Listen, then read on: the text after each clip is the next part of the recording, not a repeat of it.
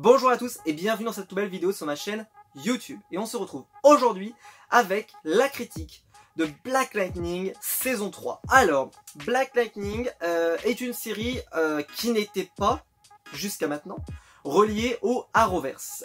J'avais fait la critique du tout premier épisode, le pilote, sur la chaîne YouTube il y a bien longtemps. Et j'en avais pas forcément beaucoup reparlé sur la chaîne, tout simplement parce que c'est une série qui je trouve est une série correcte, mais sans plus. J'ai jamais réussi à passionner pour cette série, et donc je me sentais pas de vous faire des critiques sur Black Lightning. Je me suis dit, si moi ça m'intéresse pas particulièrement, et que je suis pas passionné par cette série, je vois pas pourquoi je ferais des critiques. Voilà, si je fais, c'est aussi pour partager des choses qui m'ont fait réagir et que j'ai envie de partager avec vous, que ce soit dans le bien ou dans le mal. Là, j'étais assez indifférent. C'était pas mauvais, hein, mais c'était pas excellent.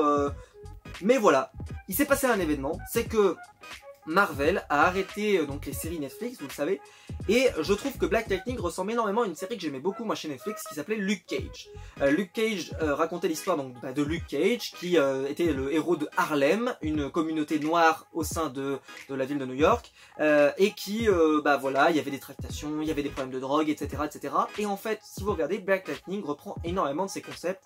Il y avait dès le début l'introduction de la drogue, le green light, qui donne des super pouvoirs en fait aux gens et qui les rend en plus addicts et qui les tuait et qui donc les transforme en méta, qui les tue, en méta humains qui ont des pouvoirs, et donc ça a commencé à poser des problèmes dans le lycée dans lequel travaille Jefferson Pierce, qui est donc Black Lightning, qui est le directeur, et il a deux enfants qui vont développer des pouvoirs car lui aussi a des pouvoirs, et en fait on va se rendre compte que ces enfants en développent également, mais ils vont avoir du mal à les gérer pour certains, d'autres vont être beaucoup plus contents de les avoir et vont tout de suite pouvoir s'exprimer et devenir à leur tour des super-héros ou super-héroïnes dans ce cas précis. Il a une femme qui est, on va dire, une scientifique assez douée et qui connaît bien le problème de la situation des méta-humains et qui est très impliquée dans ce sujet. Il y a un personnage blanc, Gambi, qui fait plaisir quand même d'avoir un personnage blanc dans cette série, qui soit un personnage réussi, attachant, et justement en fait c'est un personnage qui c'est bien qu'il y ait des personnages qui ne soient pas tous de la même couleur, qui en est, parce que la première saison et la deuxième saison d'ailleurs, le méchant est un blanc, c'est Tobias, qui était en fait un albinos, qui en fait était noir à l'origine et qui est devenu blanc, et qui donc, qui était en tout cas né de parents noirs, vous m'avez compris, et donc Tobias, ça donne un peu cette impression de noir contre blanc. Et justement le fait d'avoir Gambi, ça enlève ça, parce que Gambi est un personnage qui est apprécié par Black Lightning et toute sa famille, qui est apprécié par la communauté, et donc justement ça fait pas une œuvre trop communautaire, même si c'est très marqué, on va pas se mentir, c'est hyper marqué, la première saison en tout cas est ultra marquée, comme Luke Cage d'ailleurs, avec un style très noir américain, dans la musique, dans les styles vestimentaires, dans les personnages qui sont interprétés, vraiment c'est très marqué, c'est des quartiers très marqués, et voilà, moi c'est pas que ça me choque, parce que personnellement non, mais j'aime pas quand c'est trop manichéen. C'est-à-dire quand c'est les blancs sont nuls, les noirs sont nuls. Et en fait ce qui va se passer, c'est que justement là dans cette troisième saison, en fait on va s'affronter, mais pas entre noir ou blanc, c'est même plus la question, c'est entre peuples tout simplement, et entre ce que vous êtes. Alors je vais commencer par un point, parce que j'avais commencé à parler de Black Lightning il y a un petit moment sur la chaîne, et je vous avais expliqué à quel point c'était compliqué de comprendre Black Lightning. Et en fait, j'ai complètement compris la série. Et je pensais l'avoir pas compris. Je pensais sincèrement ne pas l'avoir compris cette série. Je pensais que j'étais passé à côté, que j'avais fait une erreur, et qu'en fait la série que je regardais, en fait je la comprenais pas. Et pourtant, hein, je pensais, je me suis dit, mais en fait je dois me tromper. Parce qu'il y a un vrai problème sur cette saison 3. Alors, je vais spoiler les deux premières saisons. Donc si vous l'avez pas vu, voilà, mais je vais pas spoiler la saison 3 pour le moment, d'accord? Donc saison 2 pour le moment. Alors, Tobias avait été arrêté, et sauf qu'on avait découvert donc qu'il y avait eu des expériences menées sur des méta-humains, des jeunes qui étaient dans des caissons, et la question qui allait se poser, c'est de les libérer. Mais en même temps, on avait eu l'intervention en toute fin de saison de Odell, incroyablement interprété, et vraiment il faut le dire, hein, l'acteur crève l'écran, faut quand même le dire, c'est incroyable, chaque scène où il est, c'est un bijou, et qui explique que en fait les méta-humains qu'on vient de découvrir vont intéresser un autre peuple qui s'appelle les Markoviens, et qui vont attaquer Freeland, qui est le nom de la ville, et ils vont vouloir récupérer tous ces méta-humains pour en faire une armée pour eux, et pour pouvoir faire leur dessein horrible. Et donc ça va se terminer là-dessus, et on va pas savoir on sait pas comment ils vont gérer ça, mais c'est une information importante.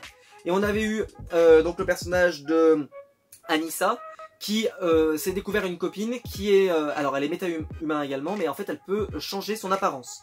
Et en fait elle peut se transformer en léopard ou guépard, je ne sais plus. Je ne sais pas vraiment faire la différence pour être tout à fait honnête.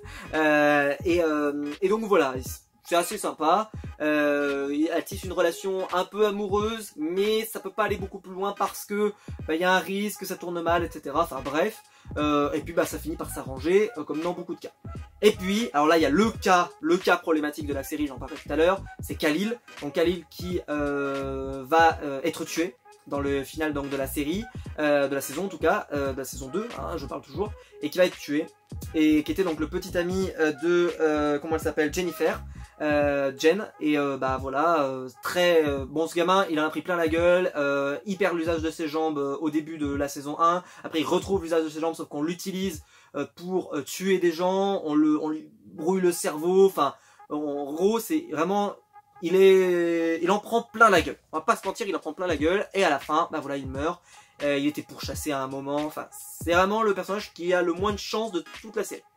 Mais son cas semblait, comment je pourrais vous dire ça, semblait s'être apaisé, si je peux parler ainsi, parce que voilà, il était mort et on allait pouvoir passer à autre chose. Jennifer allait pouvoir passer à autre chose. Tout le monde allait pouvoir passer à autre chose. Sauf que il y a cette fameuse histoire de Markovien. Et là, boum.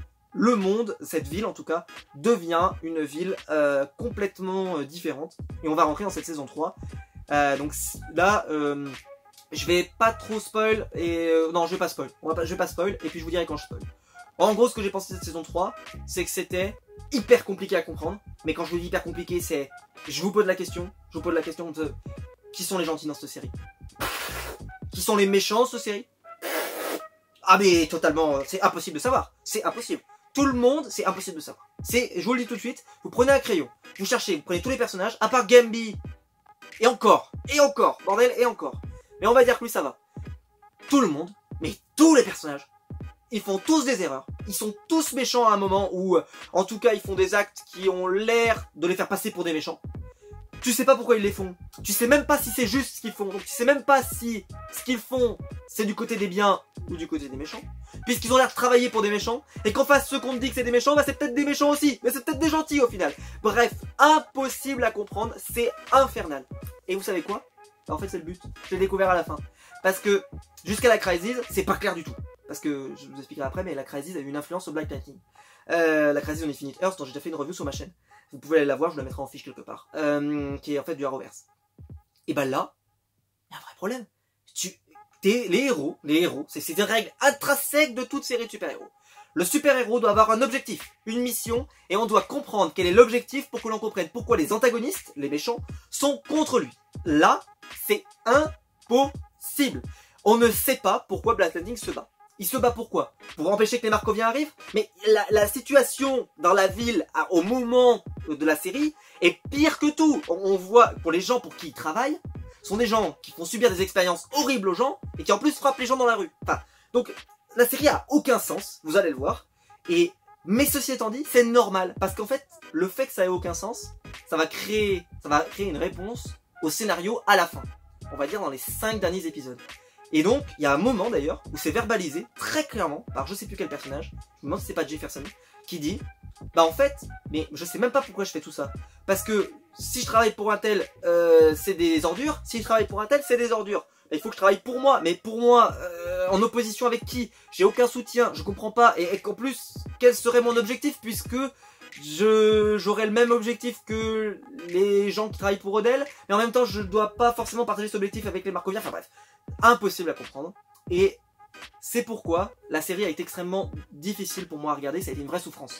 Une vraie souffrance et j'avais arrêté. Et puis il y a eu la Crisis. Il y a eu la Crisis qui s'appelle Crisis on Infinite Earth, qui était le giga crossover entre Arrow, Flash, Legends of Tomorrow, Supergirl, Batwoman, enfin vraiment toutes les séries. Et qui ont... Est-ce que je vous raconte ça? C'est une vraie question. Parce que Black Lightning, comme je vous l'ai dit, n'est pas dans le Arrowverse. Sauf que vous venez de comprendre que je vous parle du Arrowverse. Donc, voilà, nouvelle. Black Lightning, il est dans le Arrowverse maintenant. Ah oui. Oui. Alors par contre, ça sera pas du tout utilisé. Mais alors, pas du tout. Rien à foutre. Il y aura un épisode entier spécialisé pour le crossover. Mais le reste, ils vont faire comme si ça n'avait pas eu lieu. Oh, c'est pas grave. Ça n'a eu aucun changement. Il n'y a aucun changement. Alors que toutes les séries, pour ceux qui suivent, Batwoman, Supergirl, etc., il y a tous eu des changements. Tous. Il y a des personnages qui étaient morts qui sont plus morts. Il y a des personnages qui étaient différents qui sont différents maintenant. Enfin, il y a toujours eu des changements. Pas beaucoup, mais il y en a eu quelques-uns. Dans la série Flash, il y a eu quelques changements. Dans la série Batwoman, il y a un énorme changement. Dans la série Supergirl, il y a un gros changement. Dans Arrow, alors là, il y a beaucoup de changements. Bref. Et ben dans Black Lightning, en gros, la seule chose que ça change, c'est que ça transporte son univers dans le Arrowverse, mais ça ne change absolument rien au problème, et ça ne change rien à la situation qui est posée, au personnage. Il n'y a aucun personnage qui... Voilà, ça change rien. D'ailleurs, on lui dit même, bon, de toute façon, on est totalement dans la merde, donc on nous racontera ça plus tard, c'est pas grave, voilà. Ça nous intéresse pas, cette histoire. Donc voilà, la Crisis, on sent que ceux qui travaillent sur Black Lightning, est-ce qu'ils étaient au courant que Black Lightning serait dans la Crisis? Et quand ils ont écrit la série, la saison, ils n'ont pas voulu changer ce qu'ils avaient, donc ils ont fait comme si, c'est-à-dire qu'ils ont fait l'épisode Special Crisis parce qu'on leur a demandé. D'ailleurs on voit que c'est un épisode qui est complètement hors continuité, qui n'a aucun... Enfin, on l'enlèverait, vous le regarderiez pas, ça vous enlèverait rien quoi. Ça vous comprendriez juste pas pourquoi il se passe un truc et qu'il se passe un truc après, mais en réalité, vous pouvez l'enlever. Vous pouvez l'enlever, l'épisode Special Crisis, vous pouvez l'enlever quoi. Ça change rien parce que je pense que les mecs ils avaient un truc, une histoire à raconter et que voilà, ils n'ont pas voulu bouger de leur histoire. Et que la Crisis au final pour eux c'était allez c'est sympa la CW ils s'éclatent avec, mais nous on a un truc à raconter et on va aller jusqu'au bout. Voilà, je vais rentrer en partie spoil si ça vous dérange pas parce que là il faut vraiment que je rentre dans le dur. Donc si vous l'avez pas vu, bah partez. Je sais pas si ça vous a donné envie de la voir. Ce que je peux vous dire c'est que par contre la fin vaut le coup. Voilà, mais il faut s'accrocher. Voilà, je peux pas dire plus. Alors on va partir en partie spoiler et là j'ai beaucoup de choses à vous dire et que là ça va se compliquer très sérieusement. Alors le concept donc de Black Lightning saison 3, il est très simple à résumer et en même temps extrêmement compliqué. En gros, il y a 4 camps. Ah, il y a 4 camps. Il y a le camp de Black Lightning qui se retrouve un peu tout seul. Bon, on va schématiser. Il y a le camp de sa fille qui est en train d'essayer de créer une sorte de mouvement de résistance. Si on veut vraiment schématiser, si on prend un peu ce côté, on est un peu dans une période de Seconde Guerre mondiale, on pourrait un peu schématiser, où il y a un confinement, enfin voilà, terrible, confinement qui nous rappelle notre période actuelle, j'ai envie de dire, et elle essaie de sauver les méta-humains, à sa manière, en dehors de Odell, et en dehors donc la ASA, comme ils le disent, et en dehors de l'organisation Les Markoviens, et donc des Markoviens en règle générale. Il y a en gros 4, voilà, il y a 4 ensemble. Parce que par exemple, on va me dire que Black Lightning et sa fille Anissa ont le même objectif. Pas du tout. Mais pas du tout. Ils vont passer tout le début de la saison à s'écharper sur pourquoi ils agissent totalement différemment. Parce que Black Lightning, au tout début de la saison, il est enfermé dans une sorte de cellule capitonnée dans laquelle on fait subir des expériences. On sait pas pourquoi, on sait pas comment. Et surtout, on sait pas quel est le but final de tout ça. Parce que c'est jamais vraiment expliqué, à part stabiliser les méta-humains. Oui, mais stabiliser les méta-humains, c'est pour les donner à la ASA, qui est absolument cruelle dans les rues et qui est vraiment des ordures. C'est-à-dire qu'en gros, vous travaillez pour les ordures qui sont en train de terroriser les gens qui sont dans le collège. C'est-à-dire que les scènes dans le collège, elles sont, dans le lycée, pardon, elles sont horribles. Elles sont horribles. Ils viennent frapper les élèves dans les couloirs, ils viennent les fracasser, ils fracassent les mecs devant la porte, ils en ont rien à foutre. Ils font, ils mènent la terreur dans les rues, enfin. Et ces mecs-là, vous vous êtes laissés enfermer pour les aider eux. Mais en quoi les Markoviens, ça serait plus dangereux? Parce qu'au final, les Markoviens n'ont pas été finalement plus dangereux que les ASA. C'est-à-dire qu'ils ont souffert comme des cons, j'ai envie de dire, pendant hyper longtemps. Pour rien, pour moi. Je peux pas le schématiser. Parce que moi, je me serais débarrassé de tout le monde. J'aurais dit, les ASA, on n'a pas besoin de vous. Et les Markoviens, on s'en occupera nous-mêmes. On va s'en occuper de nous-mêmes. Et d'ailleurs, c'est ce qui se passe après. Parce qu'après, tout le monde va se mettre ensemble. Et c'est ce qui va se passer. Et c'est pour preuve que qu'en fait, la série a voulu nous paumer. Et alors, ils ont réussi. En nous mettant que tout le monde avait des objectifs privés. La ASA a des objectifs privés avec Odell. Les Markoviens ont des objectifs privés. Anissa a des objectifs particuliers. Il va y avoir le retour pardon, je reparlerai après, de Tobias, hein, qui lui aussi a son propre objectif particulier. Il y a Lala par exemple, qui est un personnage que j'adore, moi personnellement je trouve hyper charismatique, qui lui aussi, mais c'est à part, c'est aussi à part, on sait pas pourquoi. Et d'ailleurs ça va être récupéré à la fin, ça va être accroché les wagons, parce que il est dans une histoire avec une valise, mais qui n'a rien à voir avec le reste. Et puis en fait si, ça va être accroché à la fin. En fait tout fait sens à la fin, mais alors pour arriver à la fin, c'est un labyrinthe d'embrouilles et truc où tu comprends pas pourquoi les gens agissent comme ça. Tu sais pas pourquoi Jen, elle va détruire le camp là des Markoviens. On sait pas vraiment pourquoi. Elle pense faire quelque chose de bien, mais tu sais pas pourquoi. Tu sais pas. Alors qu'en plus elle dit après assez rapidement qu'elle aime pas ce personnage de Odell, qu'elle le trouve cruel, qu'elle le trouve pas bien, qu'elle aime pas en plus ce qu'il faut subir à sa famille. Enfin, plein de trucs comme ça, des éléments particuliers. Ensuite il y a Anissa. Alors Anissa, elle, vous allez me dire, elle c'est la seule qui est la bonne copine. Elle peut pas être méchante celle-là. Je vous ai dit tout à l'heure qu'il y avait que des méchants. Mais sauf qu'Anissa, au tout début de la série, elle arrive dans les camps de résistance. Sauf que quand elle arrive, il y a des mecs qui lui parlent mal. Elle est limite en train de leur dire, mais vous êtes des connards. Vous êtes, elle est pas très positive. C'est pas une héroïne positive. Elle est toute sombre. Elle agit presque comme une méchante. Elle vole des gens. Enfin. Elle est très proche de ça, même si elle fait pour les bonnes raisons, et elle a l'impression de le faire pour les bonnes raisons. Mais en vérité, c'est terrible. Et il y avait le Anderson, qui est le policier, on va dire, en chef du commissariat, qui lui aussi, lui, il va bosser pour essayer au début, puis ensuite, on va commencer à comprendre qu'il n'est pas vraiment d'accord avec ses méthodes, puis il va rejoindre le groupe avec Anissa et toute la clique, Black Lightning va se rajouter à tout ce bordel, et c'est là qu'en fait, tout le monde, on va comprendre, à partir de ce moment-là, c'est là, à partir de ce moment-là, où j'ai raccroché tout maintenant les wagons, et qu'on comprend qui sont les gentils et qui sont les méchants. Mais avant ça, c'est impossible. Tous les personnages changent de camp toutes les 5 minutes, c'est impossible à suivre. Et pour une série de super-héros, c'est un vrai problème, quoi. C'est un vrai problème. Le fait que les gentils soient gentils, les méchants soient méchants. Les personnages qui changent de camp toutes les 5 minutes en une saison, à la limite, que ça change toutes les 2 saisons, ça me dérange pas. Mais là, ça change tout le temps. Ensuite, il y a le retour de Khalil, qui n'est pas décédé, qui ressuscite à nouveau, fait qu'il revient de... Oh là là, mais lui, cet homme, mon dieu. Et alors, ils ont fait un coup à la Supernatural. Je sais pas trop si je peux vous raconter ça, mais en dans Supernatural, il s'est passé exactement la même chose dans la tête de Dean Winchester, où il avait quelqu'un dans sa tête, et il se battait à 2 dans sa tête. Voilà, il s'est passé exactement la même. C'était pareil, la même mise en scène, sauf que par contre, ils ont insisté dessus, avec, le côté, il a 2 personnalités, et... Ce qui pourrait être intéressant, personnellement, c'est qu'en fait, il se débarrasse de sa personnalité sombre, ce qui serait intéressant, mais qu'en réalité, il reste un personnage connard, en fait, parce que il a tellement été perturbé depuis toujours, que voilà, moi j'aurais bien aimé qu'il reste un peu entre les deux, quoi. Personnage qui a beaucoup souffert, que moi personnellement j'en ai marre, je le trouve assez insupportable. Il est méchant, puis après il revient gentil, puis après il redevient méchant, puis après il redevient gentil, puis après il redevient méchant, puis il redevient méchant, puis on lui lobotomise le cerveau, puis il meurt, etc. Voilà, moi ça me saoule. Moi franchement ça me saoule. Ça me saoule, foutez-lui la paix, quoi. Foutez-lui la paix, faites-lui une histoire simple, tranquille. En plus le couple avec Jen, je trouve qu'il tient. Je trouve que ça marche pas. Ça marche pas entre les deux. Ça n'a pas d'alchimie. Il n'y a pas d'alchimie entre les deux. Ça ne marche pas. Quand les deux se regardent, t'as l'impression qu'il y a de l'amour. Je trouve pas, moi personnellement. C'est que mon avis, hein. Mais je trouve pas. Quand je les regarde tous les deux, j'ai l'impression qu'il y a un petit peu d'amour, mais il n'y a pas grand chose, quoi. Franchement, il n'y a pas grand chose. Et puis les deux acteurs. Alors, on peut pas dire qu'Khalil n'a pas le physique de l'emploi. Quand il se bat, il a les abdos, les bras et tout, magnifique. Mais bon, le personnage, je trouve qu'ils en ont trop fait. Ils en ont trop fait. Et là, en plus, c'est possible qu'il retourne méchant. Là, dans les de la prochaine saison. Parce que là, on a vu qu'il a commencé à dire ouais, moi je m'en fous, je vais faire ce que je veux, machin. Il va peut-être nous retourner méchant. Qui retournera gentil, qui retournera méchant. Je veux. Bloquez-le quelque part. Voilà, vous faites le programme là, vous le bloquez. Vous bloquez gentil ou méchant, vous le bloquez. Définitivement. Parce qu'il y en a marre. Franchement, il y en a marre. Jen, alors elle, celle qui est l'histoire la plus cohérente, on va dire, de tous.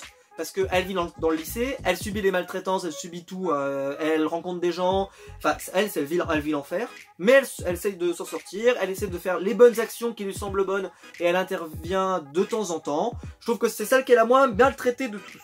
Ensuite il y a Anissa, qui alors elle, comme je vous l'ai dit, c'est l'enfer sur terre, parce qu'elle, à la fois t'as l'impression qu'elle fait les choses bien, mais elle est toujours assez autoritaire au début, puis ça va s'arranger, parce que quand elle va commencer à avoir pris la main sur la résistance, à être bien appréciée, reconnue, ça va aller mieux, mais ça va prendre du temps. Gambi, génial, moi j'adore ce personnage et je le trouve super réussi. Black Lightning, lui c'est l'enfer sur terre. Il arrive, il va passer les 4 premiers épisodes à être enfermé dans une cellule capitonnée. Ensuite il va sortir, puis quand il va sortir il sert à que dalle, il sert à rien. Il fait les 3 quarts des trucs qu'il fait, on comprend pas pourquoi. Il agit un tel, il fait un tel, on comprend pas, c'est nullissime. Et puis le seul moment où ça va commencer justement à comprendre qu'est-ce qui se passe, c'est le moment où t'as tout le monde qui se retrouve et qui là, ouais c'est bon, on comprend, on te suit. Mais avant, il sert à rien, il passe son temps à enchaîner les missions, les objectifs, les machins. C'est pas intéressant et c'est dommage, c'est vraiment dommage. Par contre, dès que là, l'alliance se crée là, c'était parfait, hein, c'était génial. Les scènes de combat étaient magnifiques. La scène de combat contre son oncle, son grand-oncle, elle est magnifique. Les deux scènes de combat sont très belles. Et puis la façon dont ils ont géré ses pouvoirs, la façon dont il a de se battre et tout, génial, moi j'ai adoré. Ils vont faire que Lynn a une addiction au green light, un truc qui lui augmente ses capacités cérébrales. Elle va faire un duo avec Tobias qui marche très bien. Je trouve que Tobias est un personnage très caricatural, mais qui est quand même réussi quand même. Il est quand même réussi, très caricatural mais réussi. Et j'ai hâte de voir ce qu'il va donner en saison 4 parce qu'il est clairement de retour dans le game. On verra ce que ça donne et avec ses pouvoirs. Donc on a hâte de voir ce que ça peut donner. Je trouve que l'addiction en tout cas de Lynn a été bien gérée. Que son rôle, elle a vraiment eu un rôle. Elle par contre, on peut pas dire qu'on la suit pas. C'est juste que elle est prête à tout pour trouver la solution et pour trouver un médicament, on pourrait dire, pour soigner les gens. Et même à s'associer avec le diable, on pourrait dire. Et le truc, c'est que même cette association avec le diable, elle va se rendre compte quand même que faut pas s'associer non plus avec n'importe qui, parce que quand elle se retrouve avec les Markoviens, bah elle se rend compte quand même que ça peut avoir des conséquences très graves. Et en même temps, bah, elle est tellement déterminée à son objectif qu'elle va se droguer pour y arriver. Enfin, son objectif va déterminer tous ses actes, et elle a une logique interne. Ça va, je trouve que ça va. Pourquoi elle fait tout ça, c'est logique. Et c'est peut-être un des personnages aussi qui est plutôt bien traité dans le début de la série. Après, tous les personnages sont bien traités à la fin de la série. Mais au début, il y en a que c'est vraiment l'enfer. Black Lightning, pour moi, Anissa et Jane, non, Jane ça va, mais alors Black Lightning et Anissa, mon dieu, c'est l'enfer.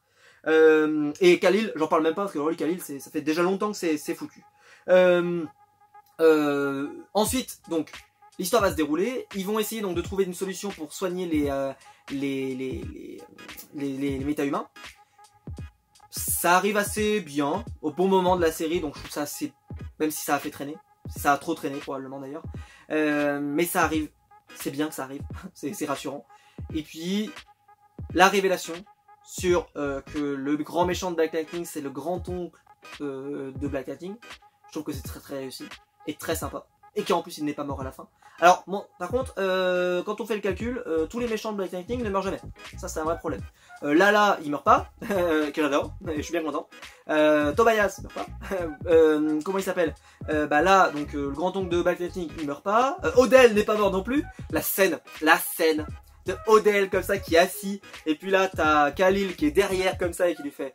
Et là, t'as Black Lightning qui intervient et qui lui dit ouais tu vas pas le tuer, t'es pas comme ça, etc. Et là il lui tire dessus. Et là on se dit tous putain il l'a tué. Et en fait il dit non t'inquiète pas j'ai juste visé la rate, comme ça il va bien souffrir. Et puis s'il meurt c'est pas grave, c'est le Seigneur maintenant qui décide. Moi au moins voilà je l'ai pas tué. C'est le Seigneur à voir. Et puis il se barre comme ça et je trouvais que là Khalil peut-être que tu as fait la scène de la saison que j'ai aimé sur ton personnage. Merci. Et puis après, quand tous les personnages et que toutes les histoires vont commencer à se rencontrer, bah là, c'est du bonheur. Parce que là, j'ai adoré toute la partie là où il va dans le club avec ses hommes et tout, où il essaie de mettre la main sur la ville. Je pense que Lala contre Tobias, ça va être extrêmement intéressant pour la prochaine saison. Je trouve que Lala, il dégage un truc, mais par son physique comme ça, là, par son expression, quand il arrive là en fin de saison et qu'il sauve la police dirigée par Anderson, je trouve que c'est incroyable. Il dégage quelque chose. Je trouve qu'il dégage vraiment. Quand il va voir les mecs et qu'il leur dit en gros vous bossez pour moi maintenant, vous êtes des sous-merdes. Je trouve qu'il dégage un truc tout de suite. Il a une prestance. Il en impose. Il est pas bodybuildé, mais il a une confiance dans son regard, dans son visage comme ça là. Quand il te regarde et qu'il te dit de toute façon t'es obligé de me respecter, c'est terrible. Moi j'ai beaucoup aimé. En tout cas je suis très fan de ce personnage et je pense que l'affrontement avec Tobias risque d'être assez jouissif pour la prochaine saison. À voir comment ils vont gérer ça en tout cas, mais ça peut être très sympa dans la prochaine saison. Ensuite il va y avoir Gambi qui va rencontrer un petit jeune qui a le pouvoir de pouvoir communiquer avec les machines. Plutôt bien intégré au scénario, il marche plutôt bien, plutôt réussi. Moi je trouve que le personnage marche bien. Jennifer va rencontrer un petit jeune qui va rentrer dans le lycée et qui a le pouvoir de la Terre et qui lui aussi va être intégré aux histoires parce que sa mère est morte à cause des expériences. Donc ça marche très bien. Je me suis dit tiens ils vont peut-être faire une histoire d'amour entre Jennifer et lui. et puis ça viendra pas parce que Khalil revient dans l'histoire. Putain, arrêtez avec Khalil, ça ne marche pas. Faites-le avec celui-là à la limite, parce que lui, j'ai l'impression que l'alchimie marchait mieux entre les deux. En plus, ils ont des pouvoirs qui fonctionnent ensemble. Il y a une alchimie, j'ai envie de dire presque naturelle entre les deux. Arrêtez avec Khalil. Arrêtez. On en a soufflé. Voilà, c'est bon. Merci, ça suffit. Qu'est-ce que je vous ai pas cité? Non, le reste c'est plutôt pas mal. Après, Anaya est pas utile, mais bon, c'est comme ça. Enfin voilà, elle apparaît de temps en temps. Je suis pas assez revenu sur Odell. Odell qui, dans les scènes de dialogue, quand il est là, quand il est assis sur sa chaise, ou quand il va voir les gens comme ça, qu'il est sur des canapés et tout, dans l'ombre, et que ça fait un peu un côté Nick Fury, mais un Nick Fury dépressif. En plus, il a un visage comme ça, toujours dépressif, toujours... et puis, alors moi je le regarde en VO, parce que je sais que c'est sur Netflix, donc on peut le regarder en VF et en VO. La VO, il a une voix très particulière. Hein, il a une façon de parler qui est très lente et qui installe tout de suite le malaise. Et je trouve que c'est très réussi. Et en plus, il a un style avec son chapeau, son costume. Enfin, moi personnellement, je suis hyper fan. Et j'étais content qu'il meure pas, même s'il est en prison et qu'il probablement il va rester jusqu'à la fin de ses jours. Chez DC, hein, les prisonniers à Arkham, ils y restent pas plus de 3 jours. Je vois pas pourquoi lui il resterait plus d'une saison en prison. Ce n'est que mon avis, Tobias devait rester aussi longtemps en prison. Au final, il y a passé moins de la moitié d'une saison. Je dis ça, je dis rien. Donc peut-être qu'on aura le retour de Odell pour quelque chose d'autre, j'en sais rien. Peut-être qu'il aura des informations importantes. Enfin, en tout cas, c'est un personnage génial. Moi, personnellement, j'adore. Je l'adore. Et puis, le fait qu'il soit puni à la fin, ça fait ce côté un peu justice, quoi. Parce que tout le monde est puni. Les Markoviens sont repoussés. Odell est puni. Alors, le chef des Markoviens n'est pas... Lui, il lui arrive rien.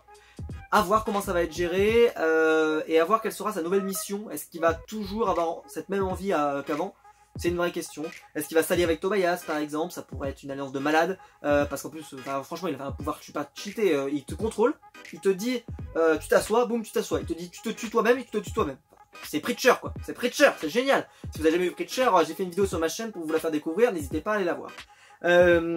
Et puis voilà, enfin, le reste, c'était la fin de saison. À partir du moment où toutes les histoires, on comprend qui sont les méchants et qui sont les gentils, et qu'en réalité, donc tout ce qui n'est pas de l'équipe de Black Lightning et de la police sont des méchants, des deux côtés, peu importe, c'est beaucoup plus clair.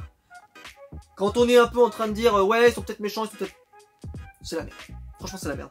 Après, il y a une ambiance dans la série, je trouve qu'elle est pesante. Le fait que voilà, il y a cette ambiance de on frappe des gens dans les rues, etc. Je trouve que ça met une ambiance terrible dans la série.